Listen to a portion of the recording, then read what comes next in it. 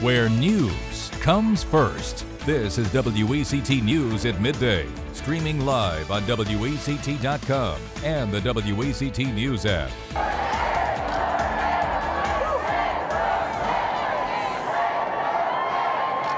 Red for Ed, the theme and hashtag for today, as tens of thousands of teachers, students, and their families march through the streets of downtown Raleigh, hoping lawmakers listen to their message. Good afternoon. Thanks so much for joining us. I'm Kim Ratcliffe. I'm Bob Bonner this afternoon. If you have not seen it online, it is overly impressive. Thousands of teachers all across the state chanting, demanding better pay, more investment, and more resources for our schools across North Carolina. WECT's Connor Del Preet is live in Raleigh, where educators from the Cape Fear made the trek up. You were able to catch up with some of them earlier, Connor? Yeah, some teachers from Brunswick County and some from Anderson Elementary right there by Ashley High School.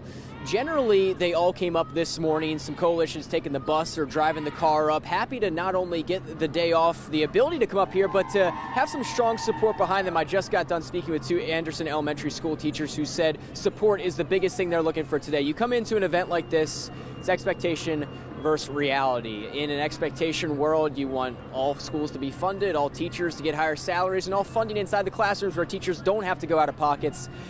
Sadly, that probably won't be the case when you leave General Assembly today, but they told me that it's about the building blocks, those first steps towards starting that conversation with legislators, meeting with them face to face, which some are doing right now. The Brunswick County teachers had a sit-down meeting with Representative Frank Eiler from Brunswick County, so we'll have their reactions later. But one of those teachers, who also happens to be the Brunswick County Teacher of the Year, told me, frankly, they're just understaffed, and it's getting to the point where they're buying pens, paper. We've heard that story before. It's just something that's been building up over the years.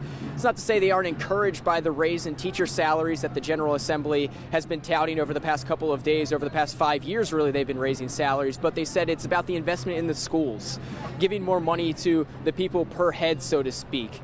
You know, music teachers are also a very prominent group that's out here. I was surprised actually by the amount of music teachers. It's a department that's consistently targeted when you look at budget cuts in the education system, and they told me that's one of the big reasons why they're out here. This is a way for them to have their voices heard and plead with legislators that for a lot of them, music was the reason why they stayed in school. One of the trombone players I met earlier today from one of the bands in the rally told me that that was the reason why she stayed in school. A lot of classes didn't really interest her, and music was really her calling and what kept her coming back inside those classroom doors each day. That was her wow moment of why she needs to become a teacher, yet she is now without a job. She worked for Wake County, and her budget was cut, so she's a freelance band director now, something clearly she doesn't want to be doing. It's not her passion. She'd rather be in the classroom, but there's just not the money there in Wake County. That's a similar situation you see across much of North Carolina. But we do have John Evans in the General Assembly right now. He's covering the nuts and bolts of what's happening in there, as well as some other discussions that are happening in the General Assembly with our legislators. We're out here in the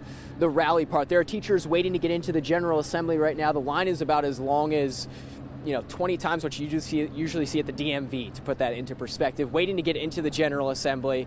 So we've talked to some of them as they're in line, but we'll be out here all day getting the elements of sort of the trip that they've made up here, the general camaraderie among these teacher groups that are finally feeling like they're having their voices heard. Kim and Bob. Hey, Connor, since we have you live and we can get some feedback, most of the video we're seeing here is from above, from a helicopter, where we can really see the numbers. With you on the ground at eye level, are you getting a sense of just how big this actually is? Yeah, if you can notice the sweat dripping down my face, it's hot in the middle of the rally. As we were walking down here from Salisbury Street, it's a sweltering one out here, but it's packed in. It's red shirts everywhere. We stick out like a sore thumb with the suits, but on the ground, from the air, you get the sheer numbers and the congestion, but on the ground, you hear the chants, you see the signs, the cleverness that people came up with in terms of crafting these signs, which are always a hit. If you post any on Twitter, you'll get tons of, comments from the people that are interested in the signs people make, things that say Red for Ed, and then some that are a bit more aggressive, but nonetheless, teachers showing off their creative sign. One of the more popular ones that you see is, I had to pay out of pocket, get my own pens and paper to make this sign, which is, of course, a theme that runs pretty heavily in the education system of buying your own school supplies to help these kids out. But on the ground, it's certainly very compact when we were marching down here for the rally, and now it's actually a little quiet, safe to say, because everyone's really waiting to get inside the General Assembly. It looks like some are actually walking the other way, maybe just simply not enough room in there. It's not the biggest of buildings to hold 15,000 expected people. But that's the general sense that we're getting here on the ground.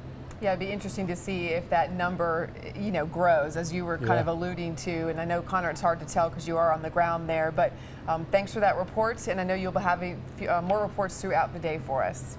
It'd be interesting to see if it is actually, by the end of the day, if we then hear, maybe double that number or something. And I wondered if there was an instance where they could maybe have the destination be like the RBC Center, where they could get all these teachers to come in, where they had thousands of seats, but then it takes it away from downtown where you're out more towards the fairgrounds and NC State. So but when you see those shots from above, it's impressive. And it is miles of red shirts. Yeah, it is something to see. And our Bill Murray has seen it firsthand as well, was on the way out of town very early this morning. Yeah, he's been with some of the teachers all morning long. He got more on the journey that led to the streets outside the General Assembly. Here in the middle of the street with thousands of teachers from all across North Carolina, here to make a statement today. Getting this far, not easy. 2 hours to the state capitol by bus, a half hour more by foot, dropped off on the side of the road in the traffic jam that is Raleigh today. I'm here because all of North Carolina's children deserve the best education. More than 10,000 teachers from around the state in what's billed as a rally for respect. Outside the Capitol, the signs everywhere. People voicing concern, venting frustration in the hope for change. Currently a second grade teacher, and my second graders are very excited. They know that Ms. Hall is going to be their voice, and they're very excited. They know they have the day off, but I've asked them, could they possibly write me some letters today while they're at home and tell me what did they hope that I said and hope that I bring back for them. Teachers I caught up with hope the message of better pay doesn't overshadow the need for better student funding.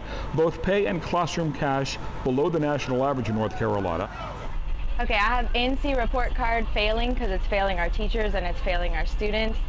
I have teacher pay, which I gave an F. And so they march today with a message hope heard back at home. I teach pre-K and I'm here to make a difference. The short-term goal, simple. Hoping this is a teachable moment for the people of North Carolina. In Raleigh, Bill Murray for WECT News. I'm Kaylee Tracy at the New Hanover County Government Center, where teachers, parents, and students who couldn't make the trip to Raleigh are holding their own rally right here in Wilmington. Woo-hoo! Now, they made their own signs, and they're decked out in red, telling me that they want leaders in our area to know how passionate they are about education. And even the littlest of supporters want their voices heard. A little kindergartner telling me he wants everyone watching to come out and support the teachers here. Reporting in Wilmington, I'm Kaylee Tracy. Hundreds of teachers were able to head to Raleigh today. They left early this morning, 4 buses full of teachers. Hundreds more drove their own cars. Those buses taking off from the Kmart parking lot off College Road. One educator glad that teachers are finally standing up to these state lawmakers. I'm kind of proud. I really am proud of the teachers who are finally standing up for themselves. There are some who are so scared, even in this county, to say hello, because they have a fear that there's a target on their back, and that if they say anything, they will be targeted to be harassed in some form or fashion, and it's not fair. It's not right. Now, this rally obviously creating buzz among state lawmakers. WECT's John Evans talked with Holly Grange and Deb Butler about what they think about the rally so far. You know what, I'm so excited to see these teachers, John. They have organized themselves because they recognize that the backbone of our North Carolina economy depends on how well they educate our children. They're operating under very dire circumstances. I respect teachers. I support teachers. I think that as a General Assembly, we're going to continue to support teachers. We've got a way to go, but we've done a lot so far, and we're going to continue on to help our education system. All right, a lot to cover today, and just be sure to stick with us because we've got you covered all day long, covering today's rally, getting more reaction from folks who made the trip, folks who stayed here in Wilmington. We will bring you updates live on air. We plan to stream the rally live when it kicks off around 3:30 this afternoon, and you'll find that online and on your WECT News app. We were worried, Kelly, about some rain for those folks. We know they might have seen some showers heading up, but look pretty good in Raleigh right now. Yeah, from our team in Raleigh to your home base here in Wilmington, really all across the Carolinas are under the same weather pattern, really for the next several days.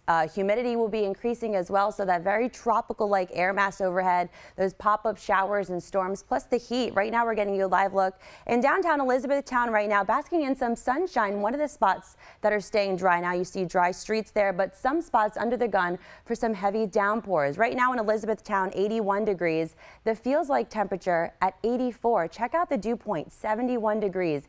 Feels very humid outside. Winds are still out of the southwest, operating around 10 miles per hour. Those temperatures will grow a little bit more as we head into your afternoon today. The risk of a pop-up shower or storm will continue too as we head throughout the afternoon, dwindling down just a touch as we make our way through the overnight. But again, getting back into your day for tomorrow, for the rest of the week ahead and the weekend, more showers and storms are on the way. I'll have your full 7-day forecast coming up in just a few minutes.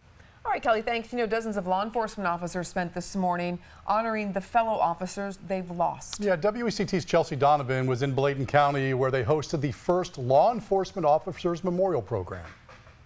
It was a solemn tribute here in Elizabethtown and Bladen County today as community members, local leaders, and law enforcement came out to remember fallen officers. 5 officers have died in the line of duty since 1967, 2 from the Bladen County Sheriff's Office, 1 from the force in Elizabethtown, and 2 from the Bladenboro Police Department.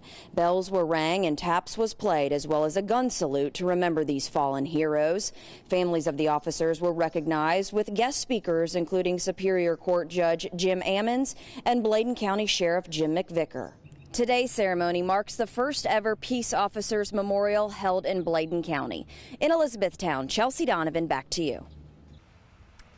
All right, the sand continues to hold the ship in place in Holden Beach. We're going to tell you how the actions of one man may now set the Coast Guard into motion. You're watching WECT News at Midday. We have an update on that shrimp boat stuck on the sand at Holden Beach. We talked to the Coast Guard. Within the last hour, they told us there's a bulldozer and more boats out there today trying to move the shrimp boat. But by 9 a.m. Friday, if the owner has not been able to move it, the Coast Guard will hire contractors to remove the oil and fuel. It's ultimately the owner's responsibility to move the boat, but he says hiring a tow company is just too expensive. Local bank will help people cash in on new jobs here in Wilmington. Corning Credit Union holding their groundbreaking for what will be its regional headquarters. They did that earlier this morning.